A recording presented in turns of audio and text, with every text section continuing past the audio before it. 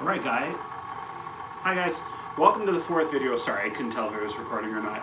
I do have my KitchenAid mixer going on right now. Welcome to the fourth video. I'd like to say thank you very much to everybody who has subscribed to my channel on YouTube, has commented on YouTube, has commented on Facebook, has sent me personal messages. I really appreciate that. So thank you very much. Please keep them coming. Any suggestions you think I can do or you want to see me make or try to make at least, please feel free to message me. For those of you who have my cell number, text me, email me, Facebook me, send me messages on YouTube. I will respond when I can. I got plenty of time on my hands right now. So, okay. So today what we're going to do is, this is a throwback for me. Growing up as a kid, I spent a lot of time with my grandma in her kitchen when my grandparents were still living. I learned a lot of baking and cooking from my grandma. Not as much cooking, but more baking. So what I'm doing today is something that's a staple in our family. That's something my sister and I love to make. My aunt likes to make it as well. And it is her banana bread. Okay, so to start off with, here in the mixer I have 1/4 cup of butter and a cup of sugar. So right now they're creaming together right now. They're pretty much done. Okay, so that's done. So now what I'm going to do is I'm going to add in 1 egg.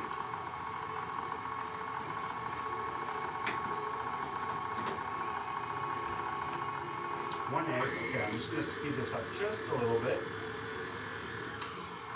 Okay, and now what I have in here in the bowl, 4 medium to large mashed bananas. So I'm just going to add them in, and they're going to mix in.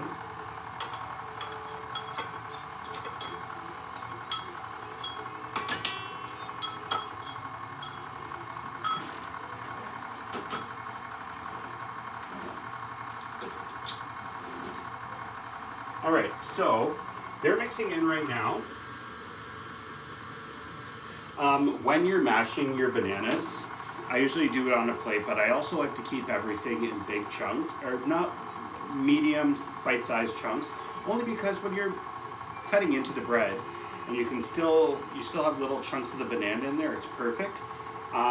Best bet is to either say you're buying your bananas ahead of time, leave them out for 3 to 4 days, or put them into the freezer and take them out the day you're making the banana bread.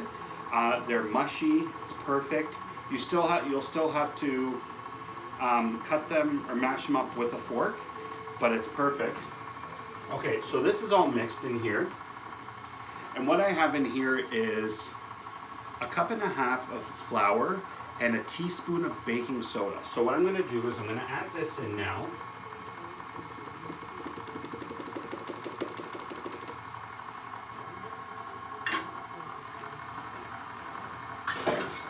And for those of you wanting to know, this recipe makes about 2 batches depending on how much you like to put into your containers. Okay, I'm just going to give this a quick brush down, clean down the sides, just to make sure that everything is mixed in.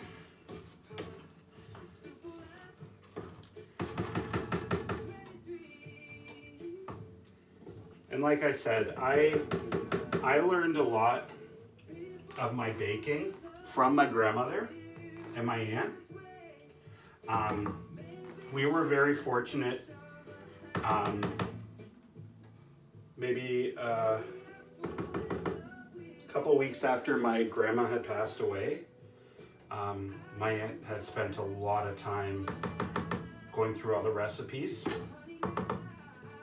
and what she did was she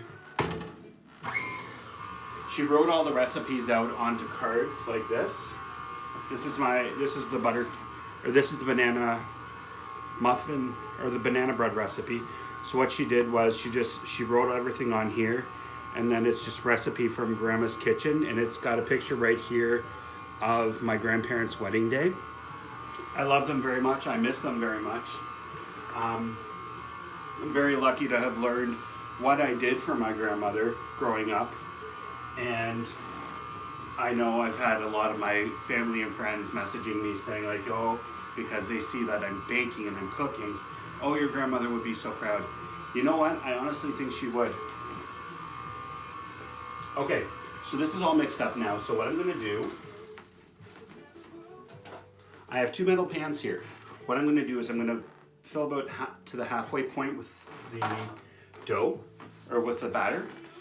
It'll go into the oven at 325 for about an hour plus. Just make sure you keep an eye on it because you want the top to be golden brown, but use the toothpick, go in and out just to check, make sure it comes off clear.